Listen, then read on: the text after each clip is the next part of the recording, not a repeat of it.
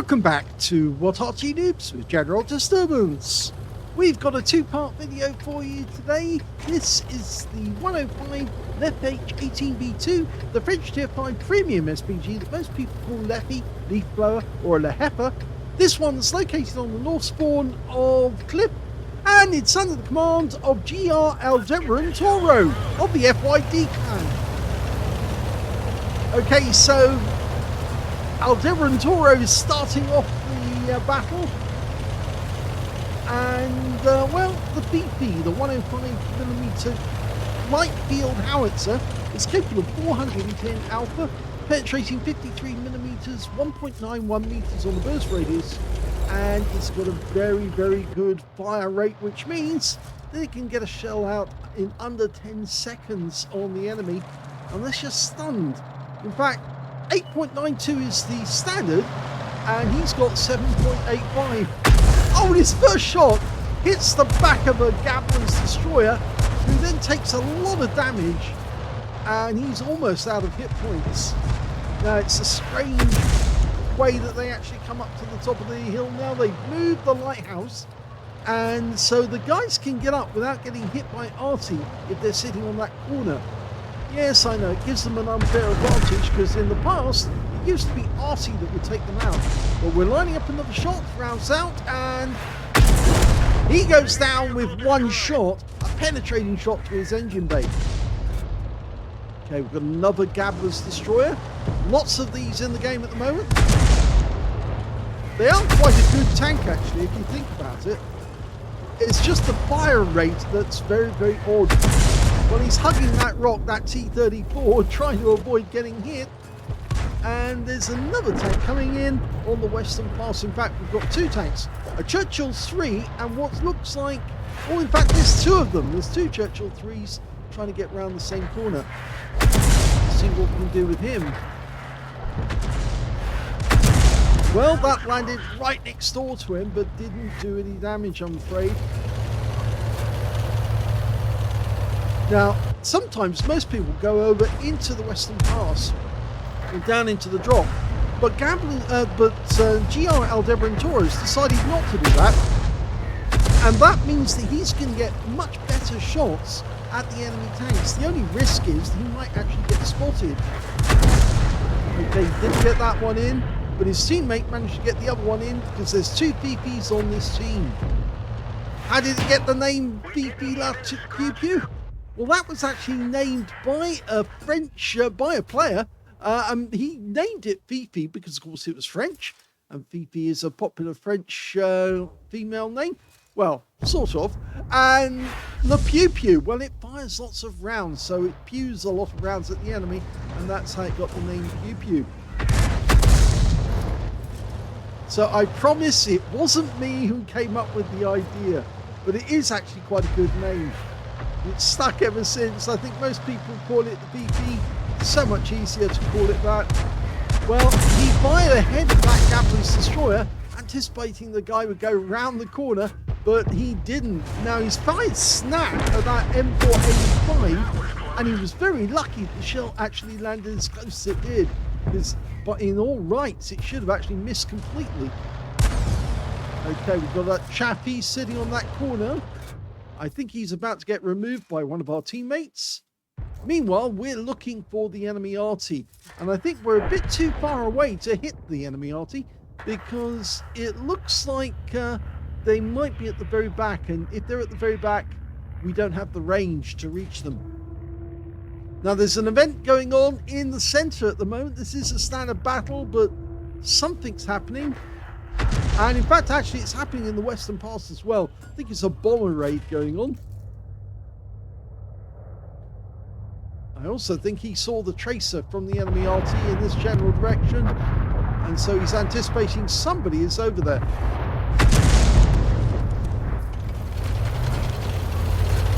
Well, the event is over, and the bombers have fled.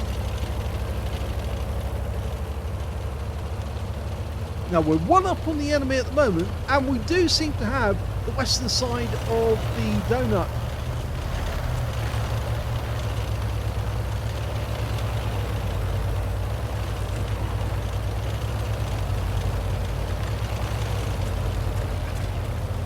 course, Arty players know that if you get closer to the enemy, the more chance you can actually hit them and get a shorter reaction time once they're spotted. The other Fifi's doing the same. He's moving up, and we've now got the side-by-side skill working.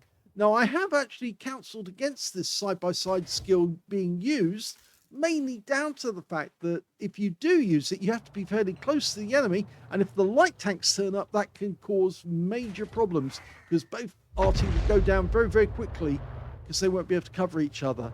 But I think some people, such as the super unicums and the content creators, have actually been advising people to use the side-by-side.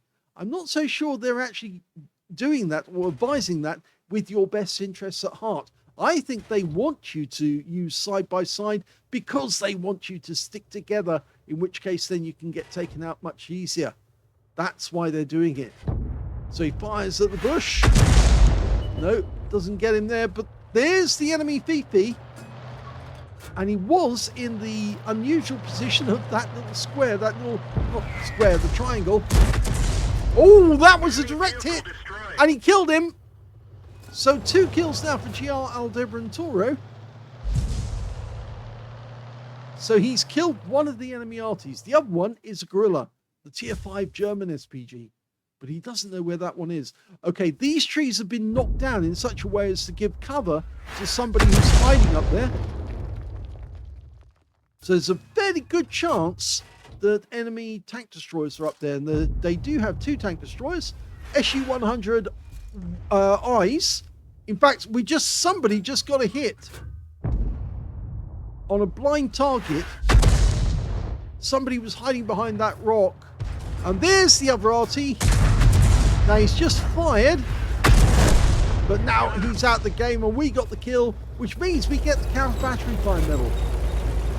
Now there is one enemy target, an M485, that's the one we fired at earlier. It's managed to make it all the way around the hill. So there's only 4 enemy tanks left. Now supposedly he's in that little dip. And we just lost another one. Our Panzerwehr F2 just got taken out by the SU-100. So that indicates the SU-100's probably up on the hill.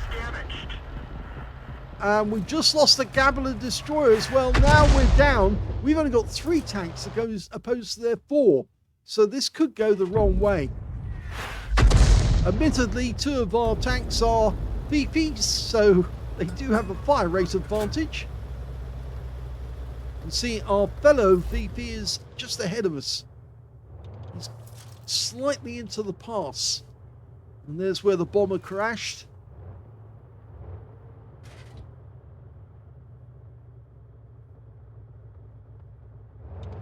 I'm slightly cautious about that M4. I suspect the Chaffee should be able to see him right from the top of the hill. So if he does make a move towards our cap, there's a fairly good chance that he will be spotted. Likewise, if the M4A1 on their team tries to make a move towards us, he's likely to be spotted before he gets through the Western Pass. Graldebarantauro spotting in that direction. In fact, there's the target. We've got a red line though, because that building is in the way, and that means now that he's going to come over the top into the donut because there's nobody up there to spot. And in fact, actually, our Chaffee came down from the top of the hill, and that could be fatal to us because now he's found the M485, but we can't do anything about it. And in fact, now the SU-100 eyes are coming towards us. So it's the worst possible time for the Chaffee to engage the M485. And in fact, our other Fifi is now on his own because he went too far forward. And he's now being bullied by the SU-100. We can't get a shot on him. The buildings are in the way. And he goes down. We do take out one of the SU-100s. But now we've got the problem because we've got an M4 above us and the SU-100 below. Okay, so we hit him with a 8 heat round. And it goes through, so we get a penetrating shot. And we do wipe him out with another penetrating shot. The heat round. That's why heat rounds are so useful in this game for Fifis. when you get assaulted by an enemy tank, you want to make sure that your shells are going to go through. Unfortunately, the Chaffee is still having a problem. And in fact, that M485 is much more likely to take him out. And in fact, now we can see the M4A1 is heading in that general direction. And I wonder if he changed his angle. So no, he is definitely going for the Chaffee. Okay, so it's a blind shot. Bit late. And the Chaffee's going to fall in the water if he's not careful. And he crashed. That leaves us all alone against two enemy mediums, one of whom is almost full health. Now there's 4 minutes left in the game. The best thing that we can do under the circumstances is get up onto the donut and get ready for the enemy to start capping. With our view range, we should be able to spot the enemy in the cap and start shooting at them if they suddenly appear.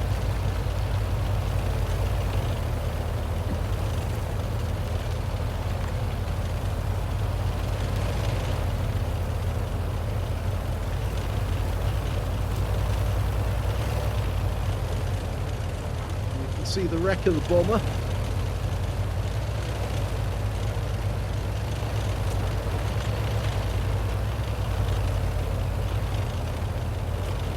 I'm surprised they've used a 4-engine bomber. I don't think the Germans actually had a 4-engine bomber other than the Focke-Wulf, which was used for naval intelligence and reconnaissance, as well as sinking ships deep out at sea. The Focke-Wulf, well, very much looks like a DC-3 in its nose profile. So, very unusual that they've used this model. I suppose they must have been thinking of something. We need a wide aircraft to crash onto the ground. Now, it's possible that the M4A1 or the M485 will try and snoop around onto the donut to see if he can spot us. And of course they'll be feeling fairly confident that they can actually wipe us out the moment they do locate us. They may not even try to cap, but they are running short on time, and if they don't find us, then obviously they're going to have problems. They're going to need to get both in the cap. And there's the M4A1. Now he is trying to hunt us down. We've been spotted. One shot kill. Now it's 1-on-1, but the enemy knows where we are. Now if he's smart, he can go around the edge of the cliff, locate where we are, and take shots at us. We've only got one heat round left, but it's going to take more than that just to kill the M485, because he has 552 hit points.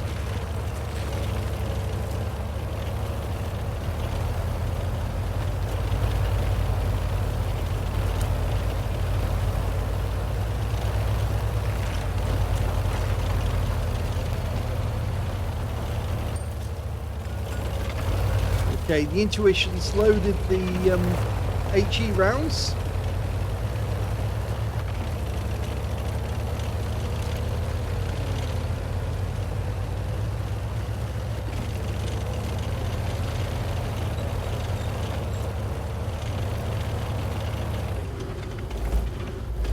Now that just tells the enemy where we are and makes it fairly easy for him to work out where he's actually got to place himself, so he can get shots on us. I would actually place myself on the donut, but that would be much easier. He's firing random shots now.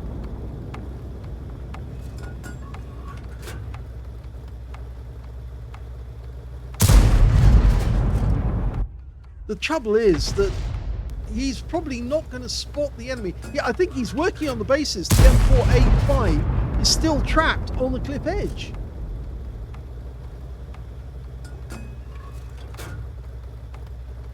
He's aiming at the ground near the cliff edge to try and get shots into that little cove there, but I'm pretty sure that the the M485 would have been able to make his way out of there.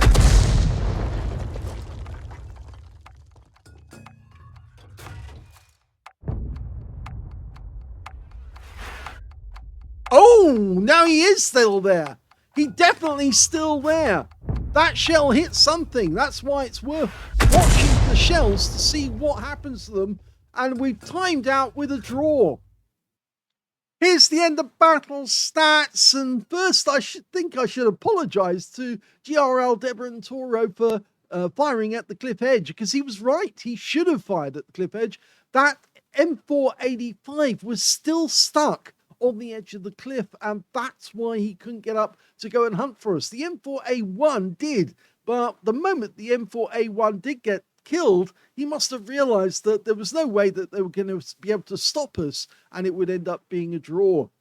Well, it was an ace tanker game for graldebarantauro in the 105 leFH18B2. He managed to get a counter battery fire medal for taking out both enemy SPGs. First, he took out the enemy Fifi with a round that went straight through the enemy. I think it may have been a heat round, actually. And the second one was the gorilla, and he got him as well. So 2 kills to get the counter battery fire medal. He also got a bruiser medal for getting at least 5 critical hits. In fact, he got 14. And he got the high caliber for dealing the most damage in the game, and a top gun for getting at least 6 kills. The 6th kill was the M4A1, and I didn't recognize that at the time. His win rate was 10,175, which is super unicum and quite a bit more. But sadly, he wasn't able to get into the cap in time in order to finish the cap out and get a win. And, well, it was unfortunate, but at the time, I didn't get it right. I thought that M485 would easily get off the edge of the cliff. And no, he was stuck out there because we saw one of those shells hit something blind, and there was no explosion whatsoever. So it's definitely true that the M485 was stuck on the edge of the cliff and couldn't get out of there. So anyway, let's have a look at the team score. Well, we can see the highest damage was 2,352, and that went to graldebarantauro. He got 2,352. Second highest was the other Fifi on our team, 1,073. And the third highest was the T1 Heavy on the enemy team with 1,067. When it came to kills, yep, he got the highest number of kills with 6. 3 kills went to the enemy Fifi. 2 of their gabblers got 3 kills apiece, and the other one, oh no, there wasn't any other one. So 2 of the gabblers and the Fifi all got 3 kills apiece in joint second place, and third place goes to the other Fifi on our team who got 2 kills, one of our gabblers, and on the enemy team the M4A1. And when it came to base XP, in fact, it goes to the Churchill 3, or one of them on the enemy team managed 761, and followed by graldebarantauro with 720, and after that it was the T1 Heavy with 490 base experience points. Okay, go to detail. 38 shots fired, so he still had 12 rounds left at the end of the game. He hadn't used up all his ammo, but he did use up all his heat rounds. 13 direct hits on the enemy and 6 penetrating shots, most of them heat rounds. 14 splashes, 2,352 hit points of damage, of which 1,543 were at more than 300 meters. Now, which ones did he actually get penetrating shots on? Well, he didn't penetrate the Fifi, the one that he killed. It must have been an HE round that wiped him out by killing everybody in the cockpit. Doesn't say, of course, there, but it says it knocked out the engine. So presumably the shell went through, destroyed the engine at that point. Looking at the other ones, he got 2 penetrating shots on one of the gabblers.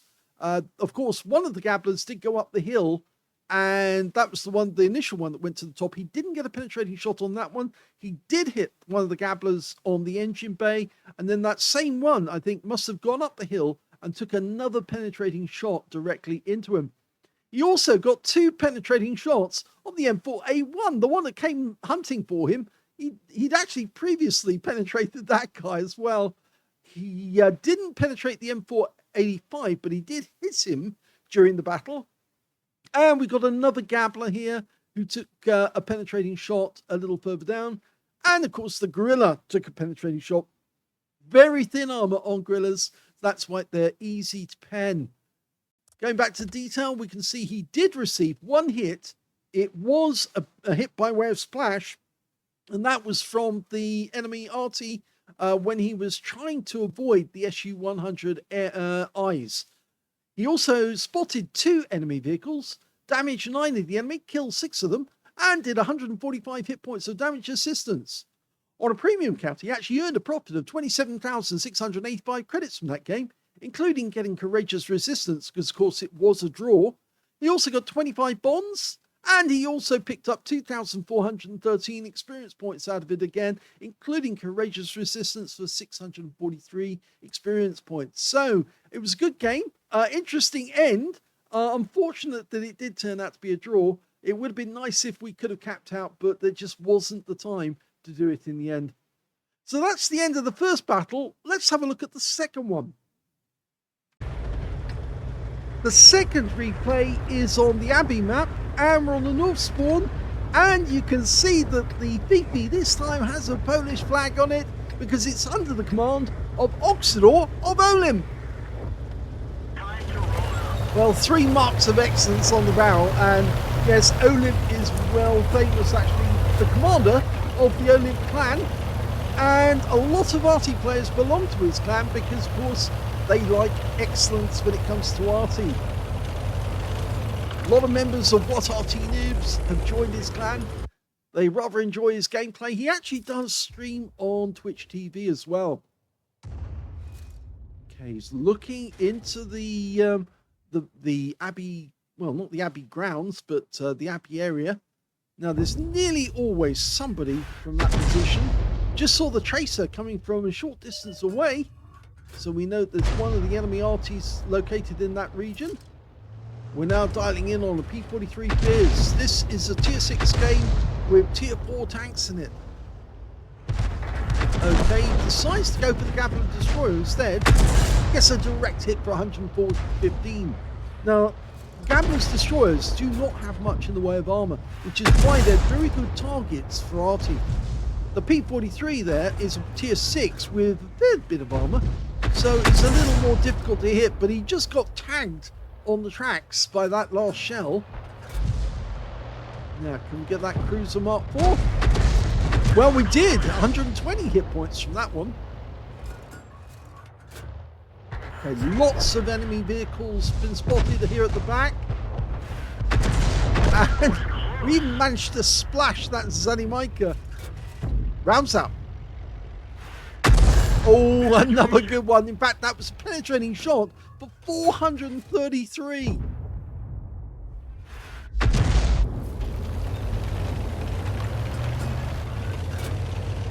Now, it looks fairly good in terms of what's going on, but I don't know if you've noticed on the minimap, there's nobody covering the west side of the map except a Matilda. Most of our guys have actually gone onto the small little village right next door to the Abbey. So even though we're going well down this side of the map, rounds out the Valentine, should be a kill shot. It is. So that's the first kill for Oksydor. Rounds out on the Type 58. It's a hit for 176. And we've been spotted. Somebody has seen us.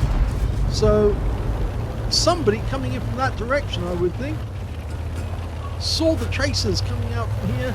Probably saw us. So we've just changed positions slightly, because I reckon there's an enemy tank sitting at the spot where he's aiming at the moment, the bushes. And in fact, he's right, because there's a T-37 just come down from there. And he is coming in the general direction of our cap area. He's gone for the overhang to cover from our Arty. There's one of the enemy. It's a birch gun right at the back. Okay, we're trying to attack the enemy tanks that are trying to get our guys as they come onto the cap area. Okay, that guy moves, so go for the Hellcat instead. Let it settle. Rounds out. Just missed him. These guys are actually making difficult targets for us. but that's better. That's a penetrating shot for 458.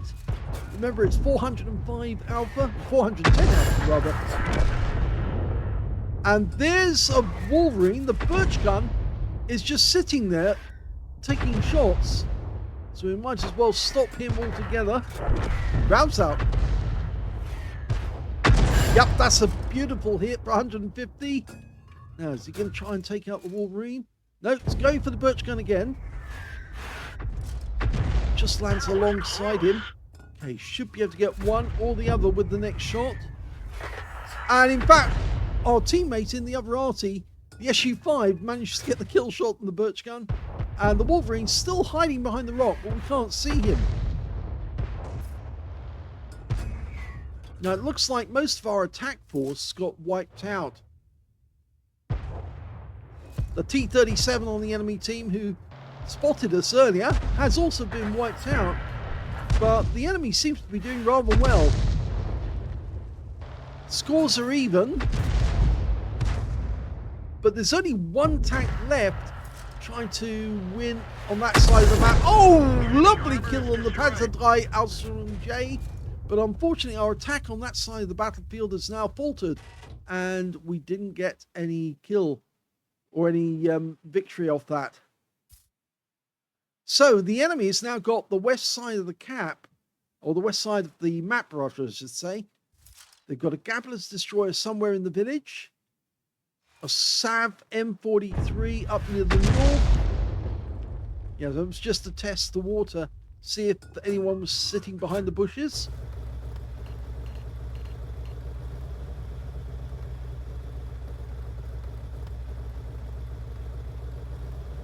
Stackhound's doing a quick recce run to try and find us. He's obviously spotted because Arty shells are landing near him. The enemy has a bishop still alive on their team. Now, can he spot the enemy tank sitting up here, the Sav? Is he around the corner? No, he's over here. In fact, he's very badly wounded. Rounds out, and, well, he gets the kill, the Staghound.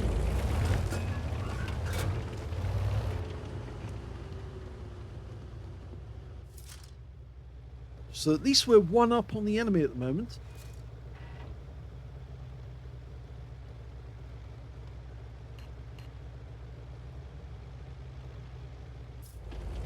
We've got an enemy Matilda making their way up towards our AT2, but he's too far down below to get at him.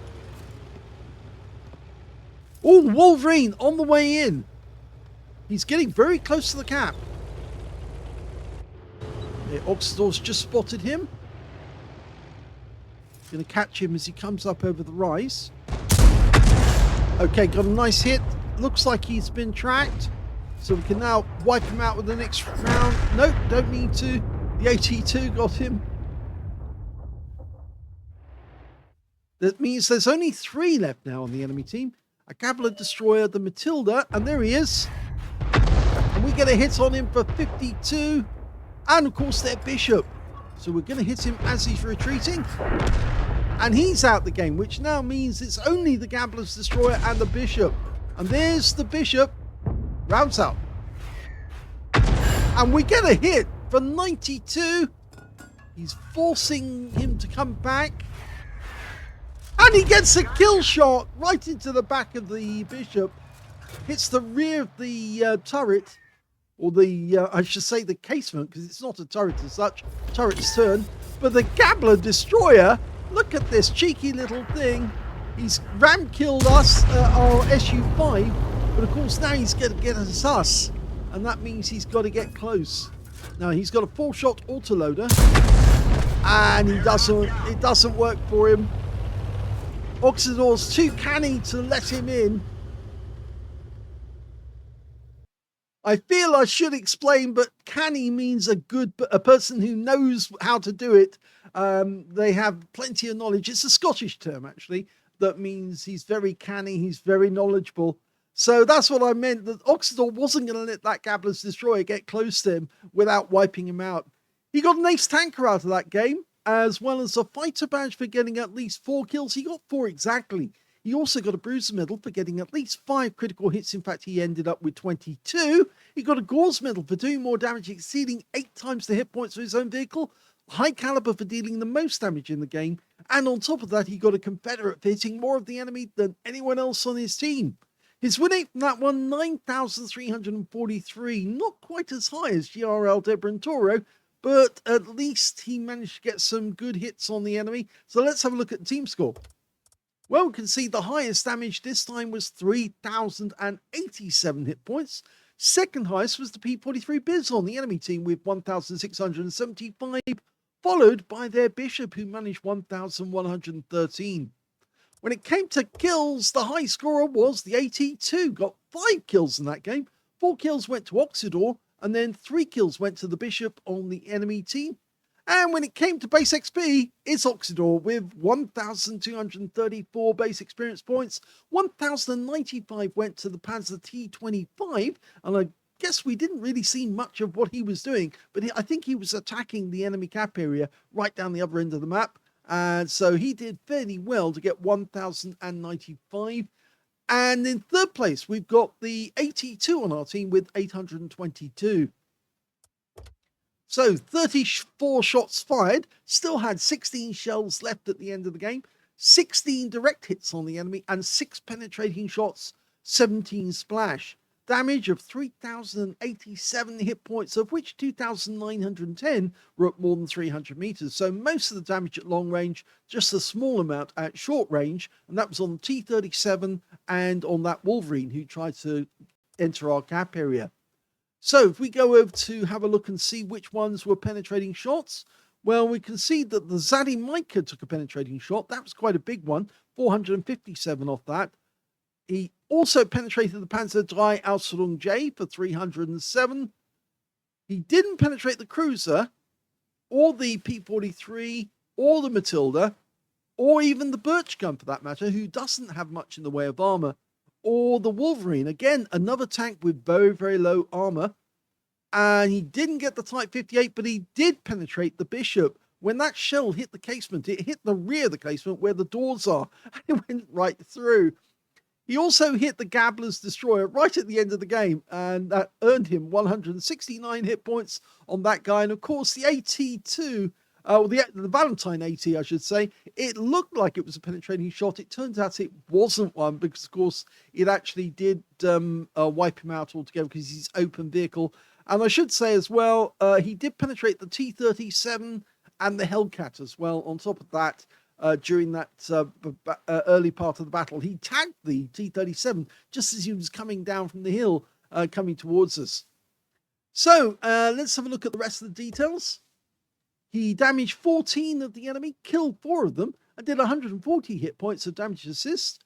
He also earned 58,849 credits from the game, and he took away 9,995 experience points out of it as well, including getting a mission completion event of 7,404. And I think this is from the holiday ops on this occasion, because this battle was actually on the 7th of December. So holiday ops had already started by then. We've got more battles coming for you. So there is another replay from Oksydor featuring a different Arty. So that one will be in a separate video. But I hope you enjoyed this one with graldebarantauro featuring on the Cliff map, and then of course getting Oksydor on the Abbey map. If you did enjoy this, please give this video a like, do subscribe to our channel, leave a little comment down below because it feeds the algorithm, and thank you for watching.